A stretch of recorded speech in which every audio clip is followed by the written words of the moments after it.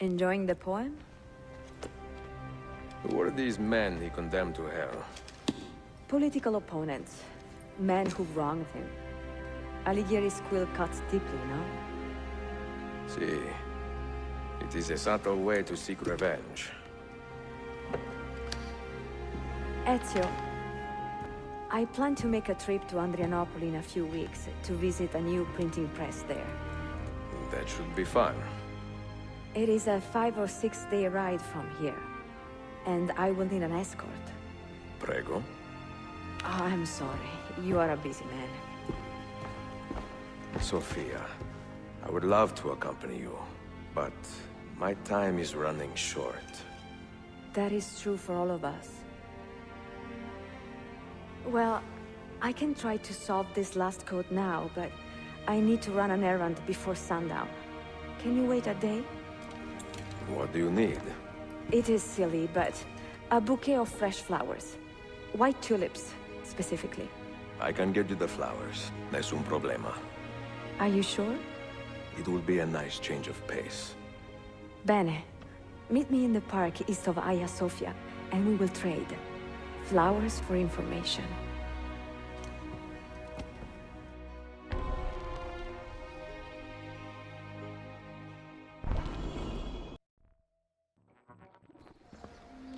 What is this? A gift. Sit.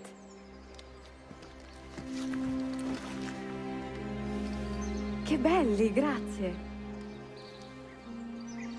I wanted to thank you for letting me play a small role in your adventure. A small role is enough for this adventure, believe me. You are a mystery, Ezio Auditore. Mi dispiace. I do not mean to be. It is fine. È affascinante. Sembra squisito. Why, thank you. Any luck with the final code? Ah, the code, see. I solved it many hours ago. You will get it soon enough.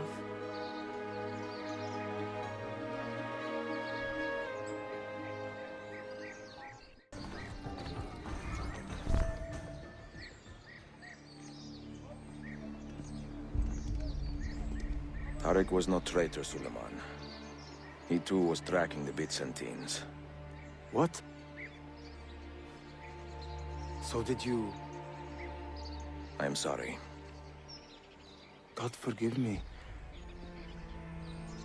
Should not have been so quick to judge. He was loyal to your grandfather to the end. And through his efforts, we have the means to save your city. Tariq, you should not have been so secretive.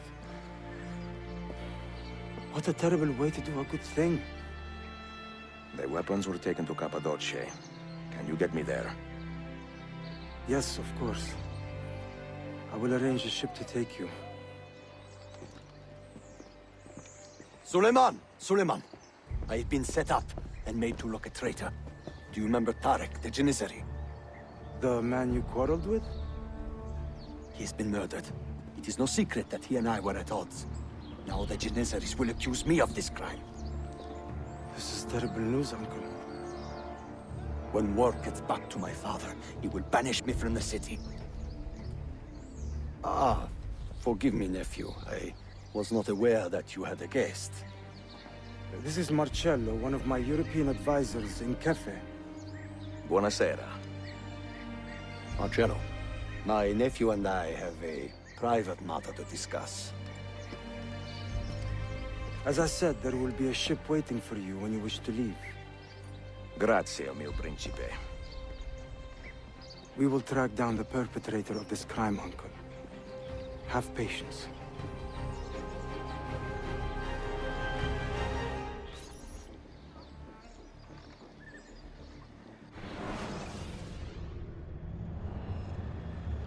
Prince Ahmed. By the time he was a young man, Prince Ahmed was already the presumed heir to the Ottoman Empire. Having been chosen by his own father, Bayezid II, to assume the throne, to many this made perfect sense. Ahmed was a grateful and loyal son who shared his father's distaste for war and his affection for exotic knowledge. But to others, those who viewed Ahmed's traits as weakness, he was a sad symbol of the dwindling power of the Sultanate. and as such, he appeared to many Ottoman officials to be incapable of adapting himself to the requirements of the throne. The Sultan's own janissaries were quite vocal about their dislike for the would-be Sultan and openly questioned his fitness as a leader. Would he protect the empire as he was due to? Would he wage war against the Mamelukes to the south and the Safavids to the east? Would he expand the boundaries of the empire as God had decreed? The Janissaries wanted to pursue these pressing questions. So sorry for the big shit. Y'all reading? As the brother is reading this early morning like shit. It was good, everybody. Come on here. Hope you guys are having a great day. If you're new here, please leave a like, share, subscribe, comment, where the case may be at the bell and comment below so you can be notified every time I make a video. Back with the reading. I had no faith that Ahmed would provide a satisfying answer. At some point around 1510, Ahmed's younger brother Selim, with the silent support of the Janissaries, made an overt bid for the throne, marching a small army towards Constantinople. Expecting to meet little resistance to Ahmed's great relief, his father Bayezid stepped in to stop Suleiman's advance, but the old Sultan was sickly and, as many people thought, incapable of sustaining an internecine war as mad and tragic as this one was shaping up to be. Let's read about Otier's son, Urim and Seth. The sons of Otier and Ben-Ahil and Mariatopi, born in 1195, late 12th century, and 1197, respectively. Both were raised as Altair was at Masyaf, trained to be assassins by the father, and diplomats and men of honor by the mother. But unlike Altair, who spent most of his early years separated from his father as a part of Al-Imam's training, Durinsah grew up in a house full of affection and love. Altair, though often stern, was a patient father too, a man determined to give his sons what Allah had given him, guidance and respect. Seth married quite young, and after his untimely death, his family moved to Alexandria at some point in the first half of the 13th century. It is unknown whether or not Durim had any offspring of his own, but we do know he eventually joined his brother's widow and children in Egypt. Stepfather role mixed talk there. Altier's wife, ex-Templar Maria Thorpim, since childhood. Mary had always dreamed of being a knight, a tomboy in her teens. She was often ridiculed by other children and punished by her parents for refusing to be, quote unquote, be a lady, quote. Eventually, she left her naive for Jerusalem, and after many hardships and trials, gained favor with a few prominent Templar crusaders. In time, she befriended the French Templar Robert de Sable, earning his trust and serving as a decoy, as his decoy in times of war. When the assassins Altair killed Robert de Sable in 1192, late 12th century, Mary was pushed out of the order of the Templars by the new leader, Amon Burkut. At this point, her hatred for Altair was limitless, until he managed to show her the true corruption of the Templars through patient and careful counsel. In time, after traveling, studying, and working counsel, Altair and Mary became close friends, then lovers. By 1193, Mary was as committed to Altair as he was to her. Having no good reasons to return to her homeland, she chose instead to remain at Masyaf and immerse herself in the life and creed of the assassins. By the time Mary and Altair had their first child in 1195, they were inseparable, with their only prolonged separation occurring in 1204, aka 13th century. During Altair's failed attempt to establish a guild in Constantinople in 1217. Now approaching 60 years old, Mary joined her husband and her oldest son, Dirim, on a long journey east after Altair had determined the threat of encroaching Mongols was too large to ignore. Absent from Masyaf for over 10 years, the couple grew closer still, their lives entwined and their hearts itching for home. You got like some normal itching is ACHING. A little bit pretty severe form of reading sometimes, but yeah, that's Maria. RIP to her. We're gonna read about Terra Valenti, about Sophion, and a little bit more. Get a little bit about Persoman, obviously the rest of the characters that we obviously have read before about Tariq Baletti. Tariq Baletti was born a Christian Albanian, the second oldest male in a family of 4 brothers and 3 sisters. But under the Ottoman divergent system, where young boys were, quote unquote, volunteered, end quote, into the service of the Sultan, All these little details about his early life were quickly made irrelevant. Under Division, you were an ultimate first and last. As unfortunate as it sounds, the system worked out for a lot of young men at the time.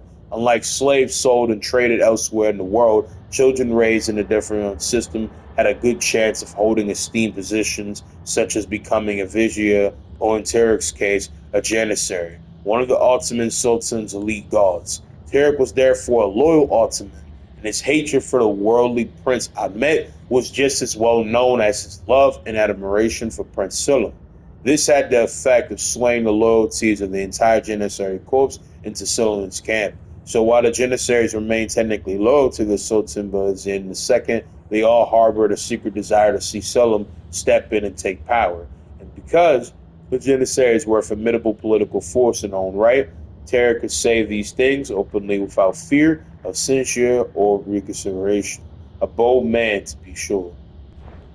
So, then, he's a very strong, loyal man to not only his country, to the cause of not only mix back, freedom and rebel against tyranny and dictatorship, and no matter, of being a man that, was very, let's say, audacious, was a man that was misunderstood, obviously, in his intention by Astiel, wrongfully killed, and seemed like in the end trying to be a soldier for not only his people, but of God, or in his own stance, Allah, right? Abbas Sophian, born in 1166, had a rather rough childhood. His father, captured by the Saracens in 1176 and tortured to the breaking point, vanished from his son's life when Abbas was still a boy.